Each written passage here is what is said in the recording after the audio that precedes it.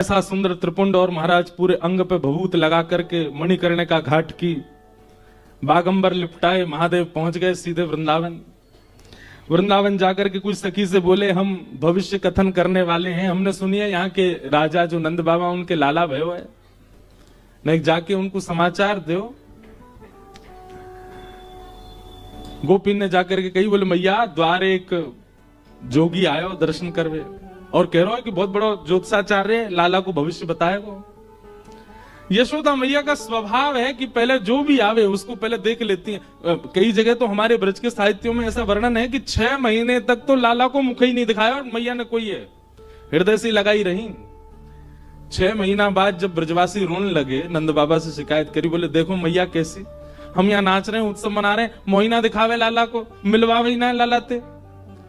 तब नंद बाबा ने जाकर के यशोदा मैया से कही, तब अटारी पे जाके मैया ने केवल लाला के पाम दिखाए, चरण चरणंते चद्दर हटाई, देख ले मुख तब भी नहीं दिखाए हो। मैया अपने हृदय से लगाए घूमते लाला को। गोपी ने आके कही, बोले बहुत बड़ा ज्योतिषी आयो है, लाला के काजे गंडा बनवा लेंगे। मैया बोली पहले दिखाओ कौन है। अटारी से मैया ने जैसे ही देखी महाराज महादेव का रूप देख करके, जब सासू मां मूर्छित हो गई थी स्वयं की, तो और लोगों का तो क्या ही हो। जैसे यशोदा मैया ने देखी, मेरी तू बाबड़ी है गई है, कौन है पकड़ लाई है, या के पास लेके जाऊंगी मैं लाला है, या को रूप देखी हो, गले में सांप पहन के डोल रहा है। अच्छा ठाकुर महादेव को जब अपना श्रृंगार विशेष करना होता है तो वैसे तो एक ही सांप रहेगा, लेकिन जब विशेष श्रृंगार करते हैं तो विशेष सर्प जाते हैं महादेव के संग।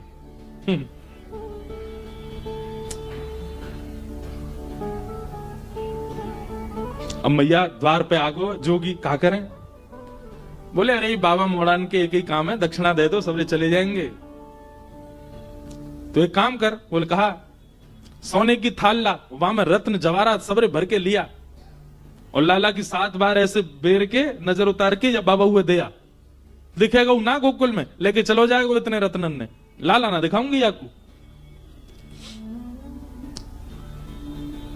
ले भिक्षा चली नंद रानी, कंचन थाल सजायो, लो भिक्षा जोगी जाओ। भिक्षा लेकर के जैसी मैया गई, जाकर के रत्न आभूषण सब प्रस्तुत कर दिए।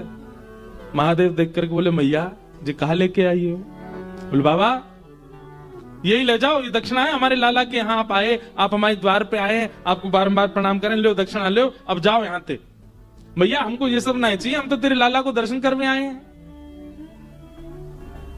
मैया बोली मेरो लाला फोटून में भी सांप देख ले तो डर जाए, तुम तो सांची की लटका के डोल रहे हो, कानन में कुंडल नहीं है, देख कैसे बिच्छू पकड़ के बैठे हैं, बिच्छू के डंक यहां लगा रखे हैं महादेव ने, बिच्छू लटक रहे, कैसे भोले बाबा है। मैया या एक सांप ते इतना भय खा रही है, तेरो लाला 1000 फण वाले सांप पे सोवे। यशोदा मैया बोली मेरे लाला के शत्रु सू मैं, 1000 फण वाले सांप पे ऐसी बोल लो बाबा है, मेरो लाला सर्प के आसन पे सो। अरे मैया तू जानती नहीं अपने लाला को, उत्तरलोकी नाथ है, पर ब्रह्म है, देवी देवता सब बाकी आगे नतमस्तक रहे। बोले बाबा सबरे त्रिलोकी में हल्ला कर दियो, देवी देवता ने मना कर दियो, मेरो लाला कोई तो नहीं मिले को।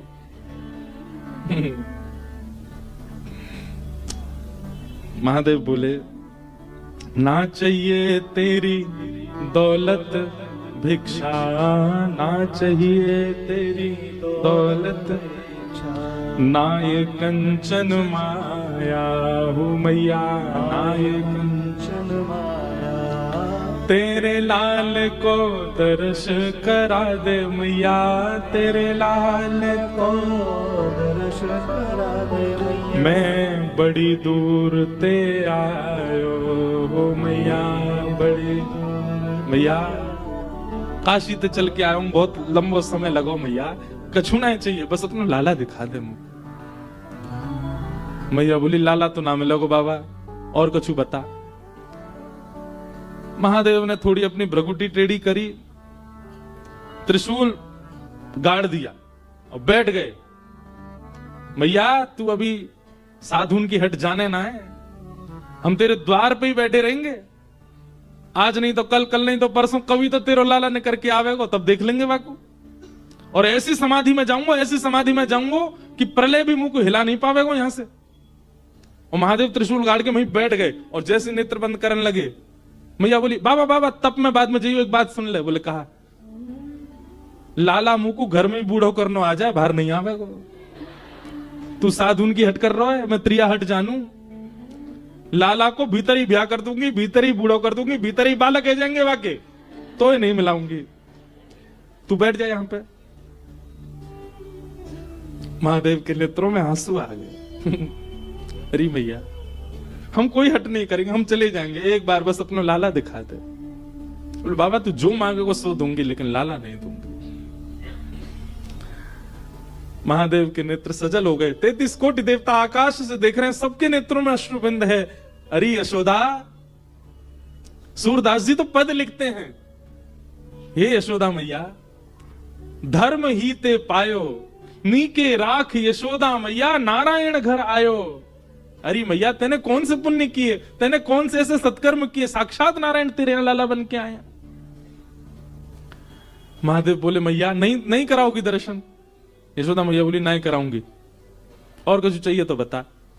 महादेव दूर एक वृक्ष के नीचे जाकर के बैठ गए और नेत्र बंद करके, बंधु देखो क्या महादेव सर्व सामर्थ्यवान नहीं है, वे सब कर सकते हैं। उनके आगे पीछे ऐसी योगनी शक्तियां चलती हैं कि वो महादेव विचार करें वो प्रस्तुत होता है। पर ये जितनी भी शक्तियां हैं, जितनी भी योगनियां हैं, जितनी भी माया है, जितना भी ब्रह्मत्व है, इस सबकी बेड़ियां तोड़ के आगे जा सकता है। केवल प्रेम के आगे सब नतमस्तक हो जाते हैं। प्रेम से आगे कोई नहीं जा सकता। यशोदा मैया का प्रेम है, ब्रजवासियों का प्रेम है।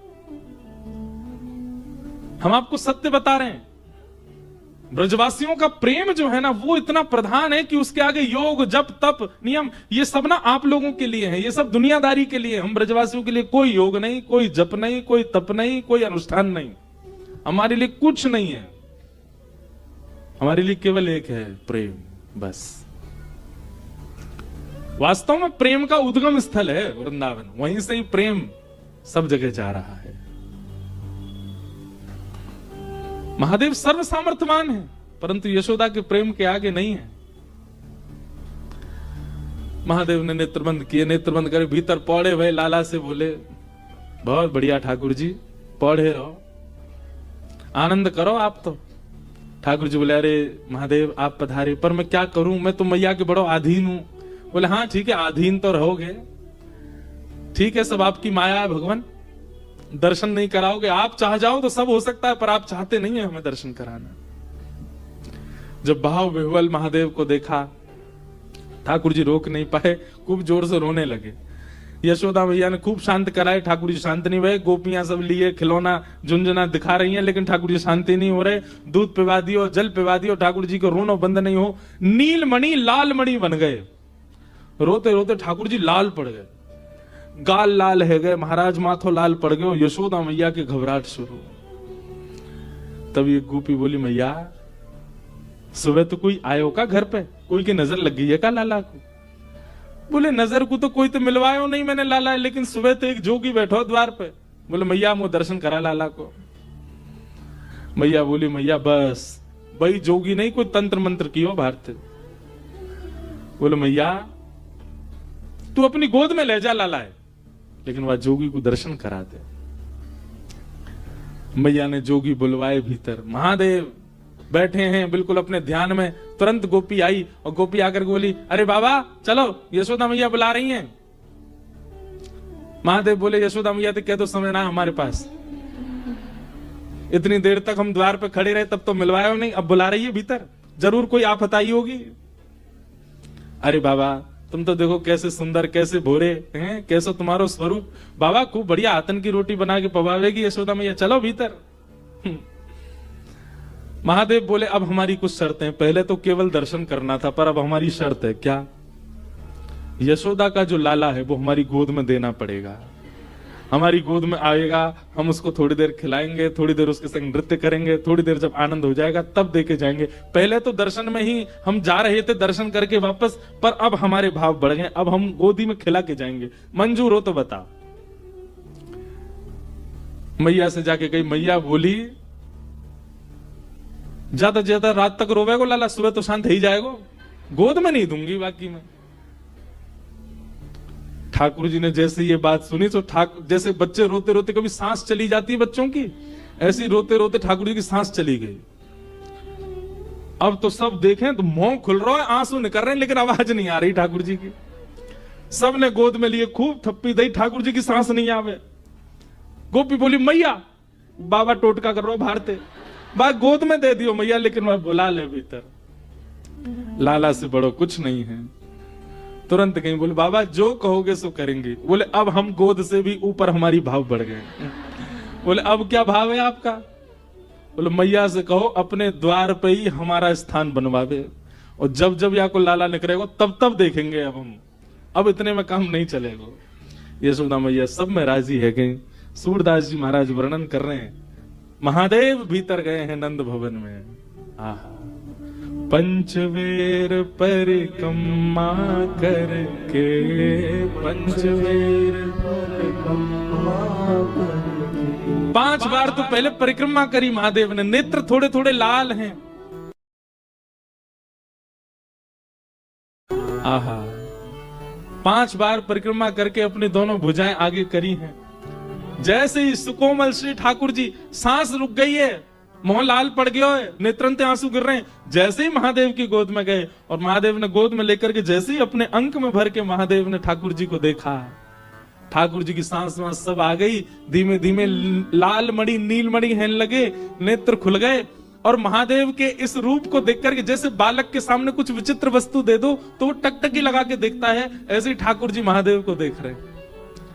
महादेव बार बार ठाकुर जी के श्री चरणों को अपने शीश लगा रहे हैं, नेत्रों से प्रेमाश्रु भर रहे हैं, ठाकुर जी को गोद में लेकर नृत्य कर रहे हैं, और जैसे किसी बालक को खिलाते हैं तो बालक किलकालियां मारता है, ऐसे ही महादेव बार बार जब जब ठाकुर जी की ओर देखते हैं तब तब ठाकुर जी किलकारी मार करके हंसते हैं।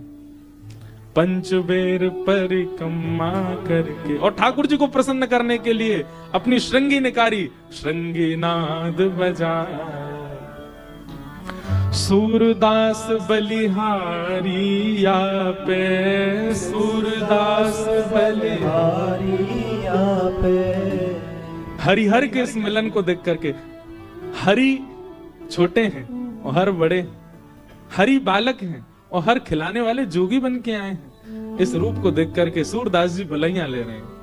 सूरदास बलिहारी या पे, सूरदास बलिहारी या पे, अपनो भाग जगायो भोले, भाग जगायो।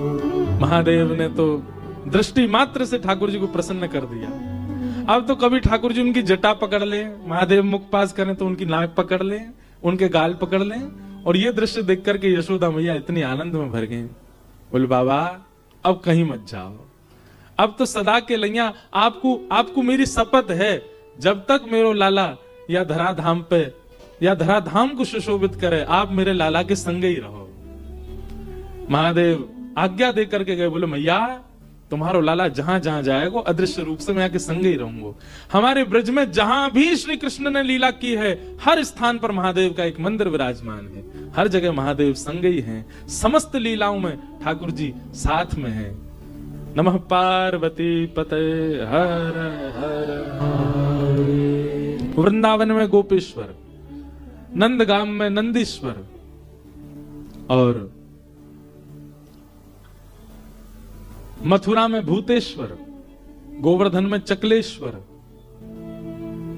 सब जगह महादेव विराजमान है। ऐसे महादेव ठाकुर जी के प्रति प्रेम प्रकट कर रहे हैं।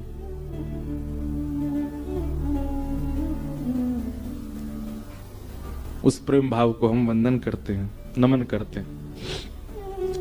पूतना नाम की राक्षसी, कंस ने उसको भेजा है, जाओ 84 कोस में मेरे शत्रु कृष्ण को ढूंढो और उसका वध करो।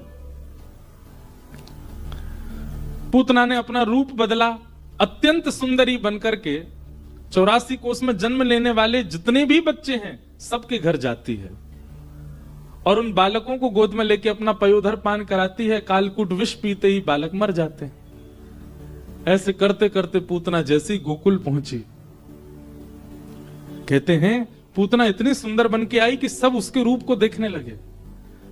भजन में सबसे पहले बाधा के रूप में पूतना ही आती है। पूतना माने अविद्या, पूतना माने अज्ञान। भजन में, किसी भी साधक के भजन में सबसे पहले उसके भजन को नष्ट करने के लिए पूतना आती है, अविद्या और अज्ञान के रूप में। अज्ञान किसे कहते हैं? आप भगवत भजन करते हैं, आप कथा श्रवण करते हैं, आप ठाकुर जी की सेवा करते हैं और उसके बावजूद भी आपका विश्वास अपसगुनों पर है, ये एक प्रकार का अज्ञान है। आपने कथा कराई, अब कथा जिस दिन विश्राम हुई उसी दिन शाम कोई ऐसी घटना हो गई या परिवार में या आपके व्यापार में, सो आपके मन में क्या है? कथा कराई थी तब से ही हो रहा है। ये एक प्रकार का अज्ञान है। आप भक्ति के मार्ग पर हैं और उस भक्ति मार्ग पर चलने के बाद कोई घटना घटती है तो आप घटना का आरोप भक्ति पर लगा रहे हैं, ये अज्ञान है। महाराज जी पहले तो हम बहुत बढ़िया थे, जब से हमने गुरु दीक्षा ली है हमको लगता है हमारे गुरु जी अच्छे नहीं है, तभी हमको इतनी पीड़ा, बुखार ही नहीं उतरता हमारे घर में ये होता है ये होता है। ऐसा क्यों? आप गुरु पर, आप भक्ति पर, आप भगवान पर प्रश्न थोड़ी उठा सकते हैं। ये अविद्या है, ये अज्ञान है। अगर आप अपने इष्ट के उपासक हैं, अगर आप अपने गुरु मंत्र का जाप करते हैं, अगर आप अपने ठाकुर की सेवा और एक इष्ट के प्रति पूर्ण श्रद्धा समर्पण रखते हैं, उसके बाद घटने वाली जो भी घटना है उसकी जिम्मेवारी आप अपने ऊपर लोगे, ना कि किसी और पर थापो। अगर आप किसी और पर उसका भाव मथते हैं, यही अविद्या है, यही अज्ञान है।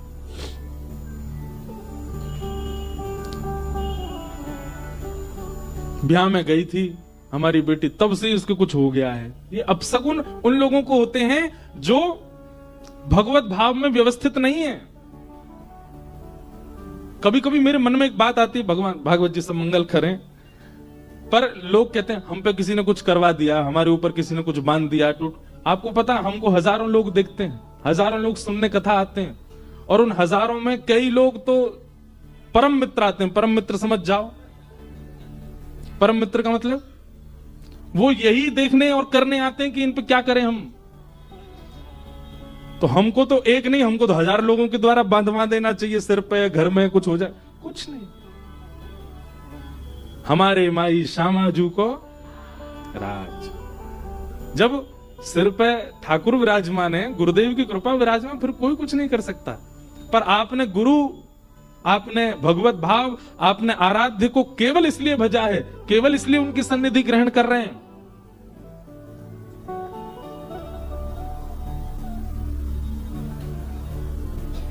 कि आपका कुछ भला हो, बस आपके सब चीज बढ़िया बनी रहे, तो फिर अपशगुन का अनुभव होगा और आप उन्हीं पे ही थोपोगे।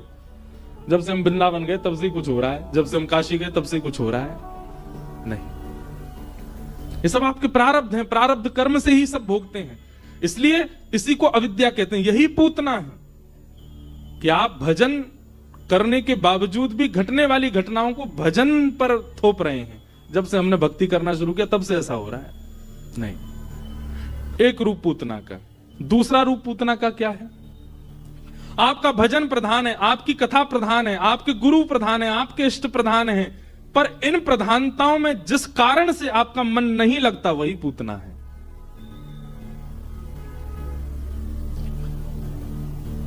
जो भी वस्तु, जो भी व्यवस्था, जो भी व्यक्ति आपके भजन में बाधक बन रहा है वही पूतना है। जिसके कारण ना आप कथा में मन लगा पा रहे, जिसके कारण ना आप भक्ति कर पा रहे, जिसके कारण ना आप गुरु निष्ठा कर पा रहे, वो कारण ही पूतना है। जो आपको भगवत मिलन में बाधा बन रही है, पूतना।